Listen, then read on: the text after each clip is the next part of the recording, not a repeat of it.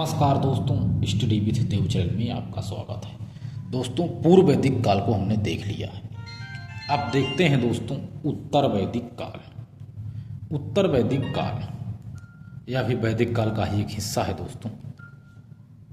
तो जो 1000 से 600 ईसा पूर्व के मध्य समय को उत्तर वैदिक काल कहते हैं।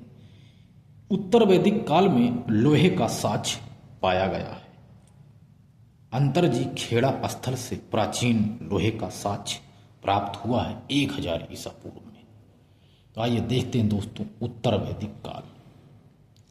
भारत में लोहे का सबसे प्राचीनतम साक्ष्य 1000 ईसा पूर्व के आसपास उत्तर प्रदेश राज्य में एटा जिले में अंतरजी खेड़ा नामक स्थल से पाया गया।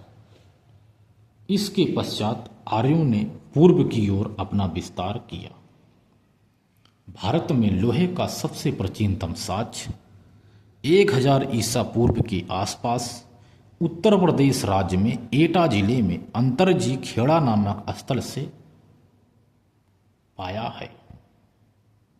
इसके पश्चात आर्यों ने पूर्व की ओर अपना विस्तार किया।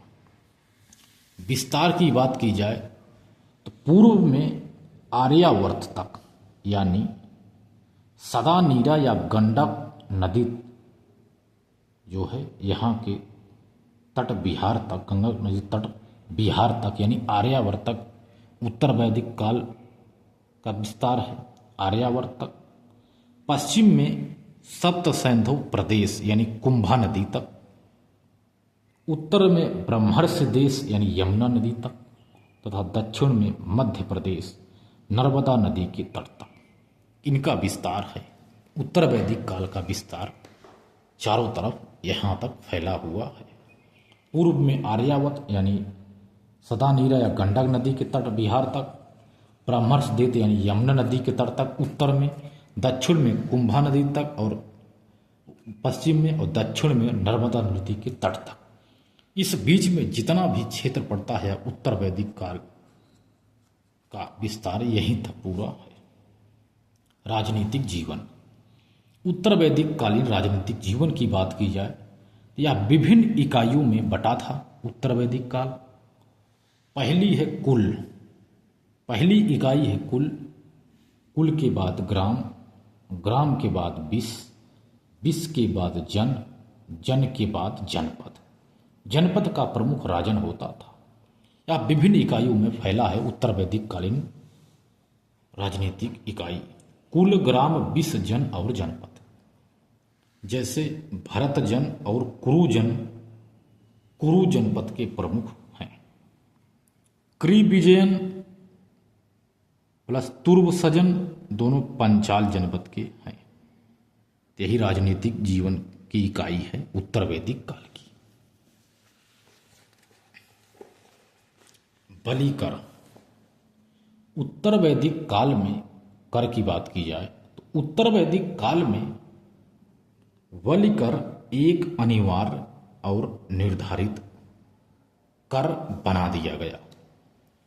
बलिकर को उत्तर वैदिक काल में एक अनिवार्य और निर्धारित कर बना दिया गया जो राजा के आय का प्रमुख साधन था।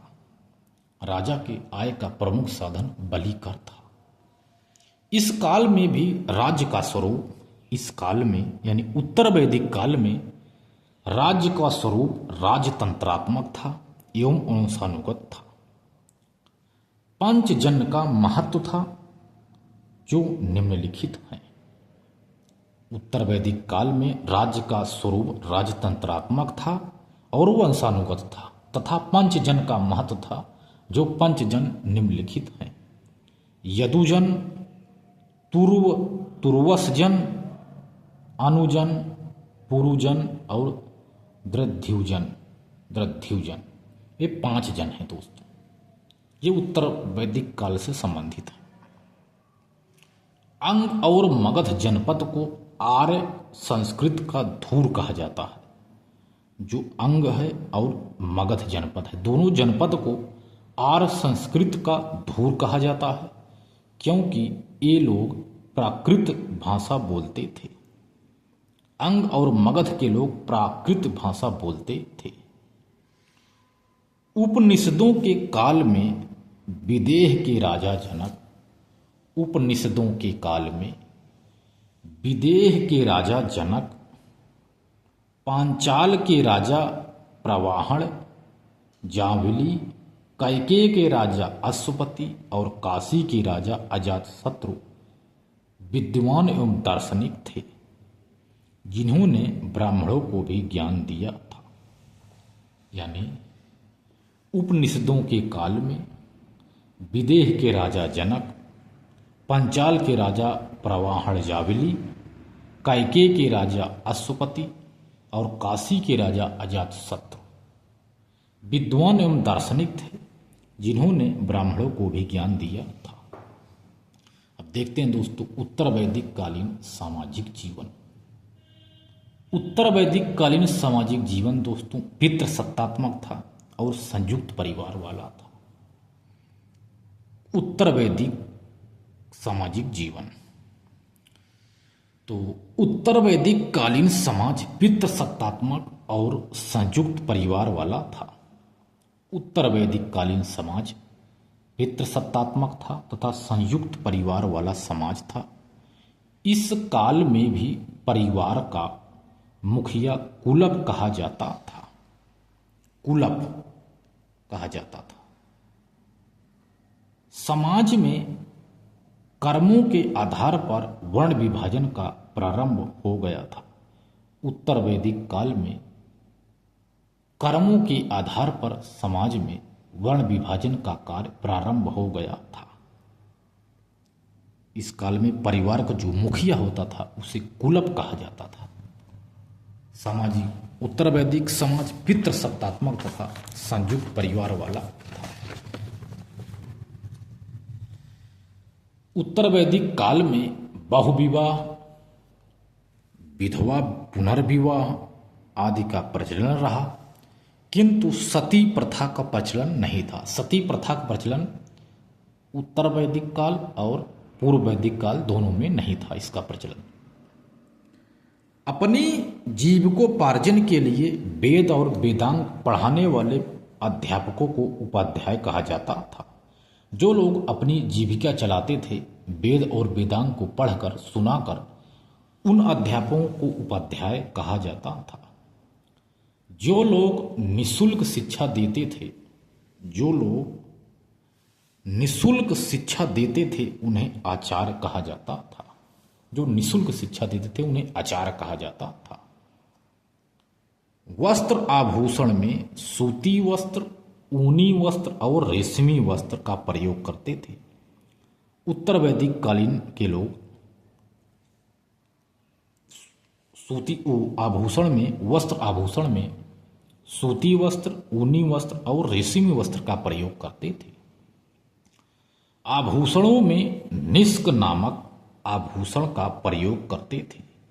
आभूषणों में निष्क नामक आभूषण का प्रयोग करते थे।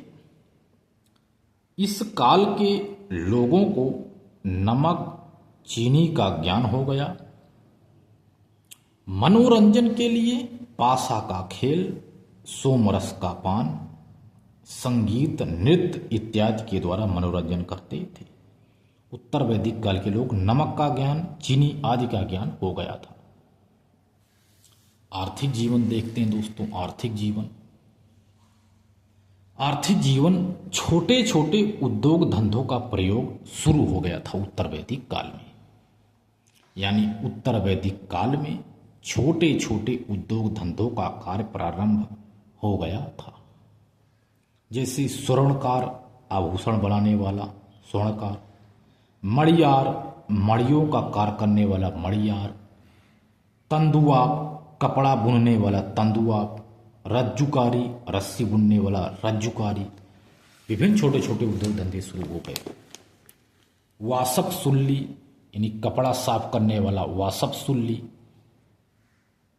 बिदलकारी यानी बेंतों को बनाने वाला बिदलकारी, कीवास यानी कृषि कार्य करने वाला कीवास, विभिन्न प्रकार के छोटे छोटे धंधे उत्तर वैदिक काल में लोग शुरू कर दिए थे।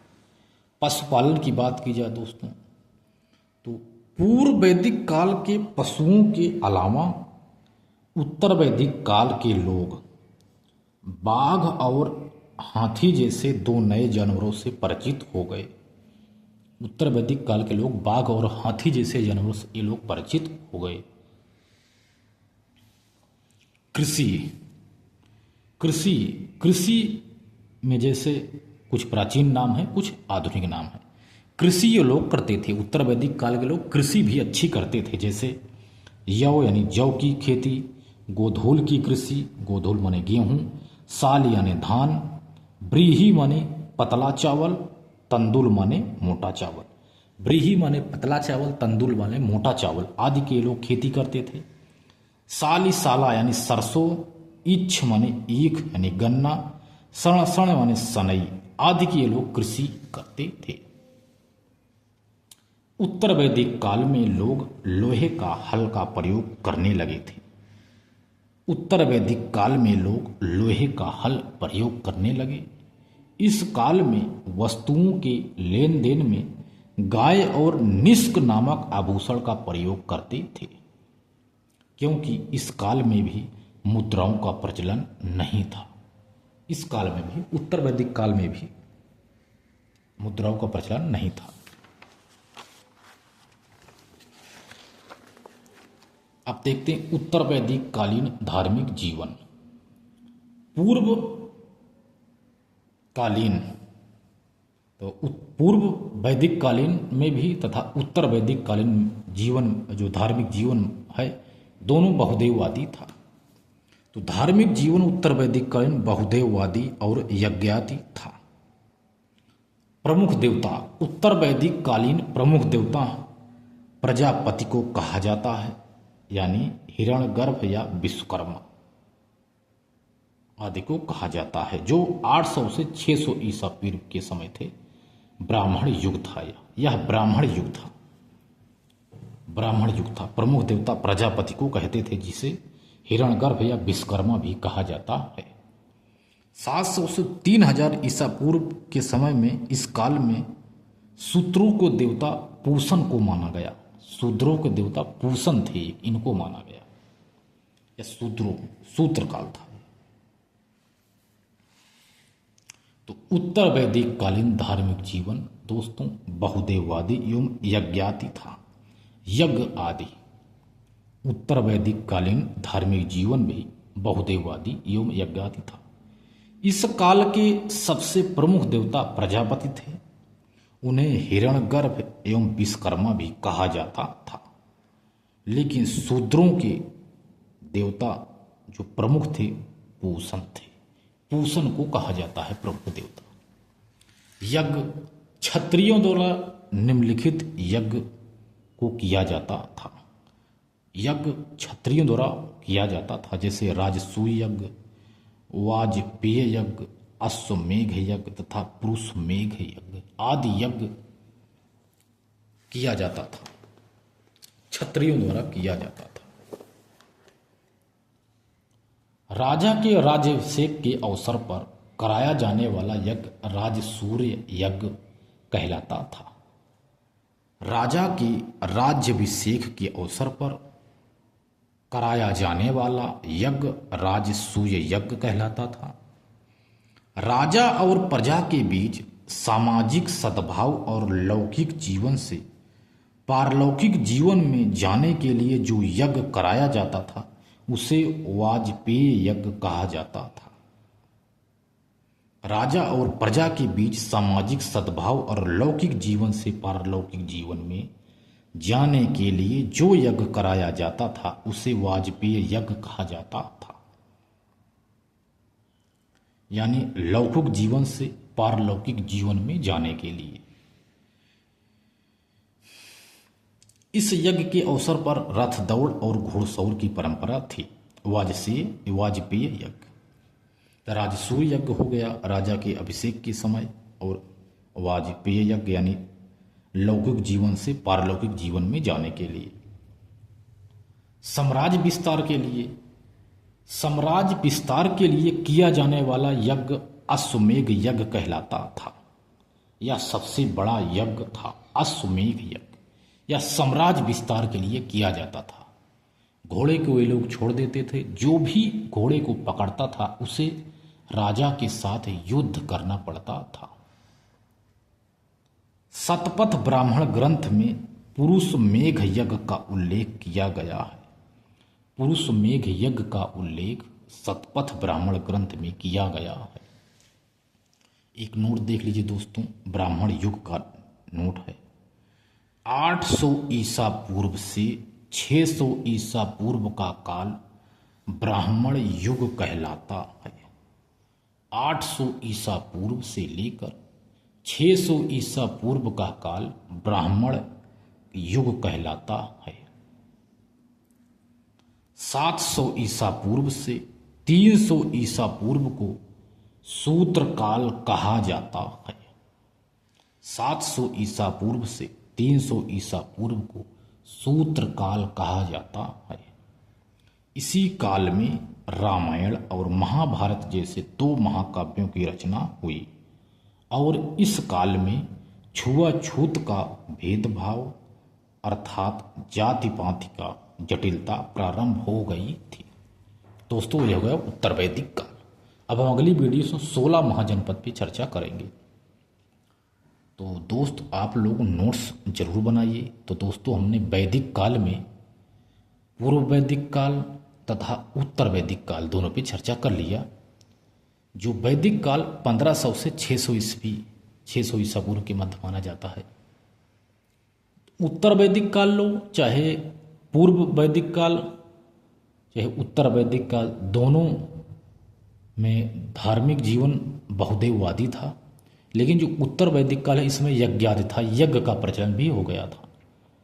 पूर्व वैदिक काल के लोग लोहे के से अपरिचित थे, इसलिए ये लोग कृषि खेती के लिए लकड़ी के हल का प्रयोग करते थे। लेकिन उत्तर वैदिक काल के लोग लोहे से परिचित हो गए थे।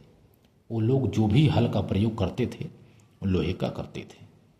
तो यही है दोस्तों पूर्व वैदिक काल और उत्तर वैदिक काल। तो आप लोग बिना हिचकिचाए कमेंट किया करो दोस्त। यदि पढ़ाने में कोई त्रुटि हो रही हो आप लोग ज़रूर बताया करो दोस्त। तो दोस्तों आप लोग तैयारी मन से करते रहिए, हम आपके साथ हैं। ठीक है दोस्तों, तो मिलते हैं और एक बेहतरीन क्लास में। तब तक के लिए धन्यवाद।